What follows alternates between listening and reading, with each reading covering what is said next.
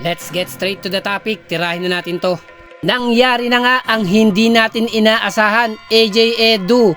Mukhang nag-trigger na naman yung kanyang knee injury. According sa General Manager ng Gilas Pilipinas, na nagsuffer nga raw po si AJ Edu sa last game nito sa Bilig ng Japan. Nasa tingin ko is a minor injury lamang po, na mag-a-undergo nga po ng strengthening conditioning si AJ Edu. Kumbaga, kailangan nitong makarecover muli upang maiwasan po yung matindi pang injury na maaaring mangyari. Na posible pong magiging 50-50 po si AJ Edu upang makalaro sa Gilas Pilipinas this November window.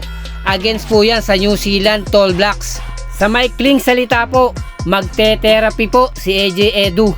Although malaking kawalan si AJ Edu sa ating Gilas Pilipinas, ready naman po si Coach Tim Cone sa mga bagay na yan.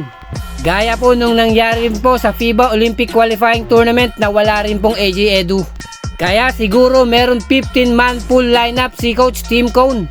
Nasa tingin ko po sapat na to upang punan yung mga mawawala o may injuring mga players ng Gilas Pilipinas.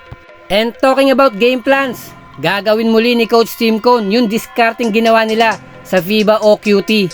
Na wala nga rin pong AJ Edu nung time na yon. Ang dasal lang po natin mga Gilas Pilipinas fans, wag na pong ma-injury sana si Kai Sotto at iba pang mga big man ng Gilas Pilipinas. Dahil mabigat na laban yung kontra Tall Blacks ng New Zealand.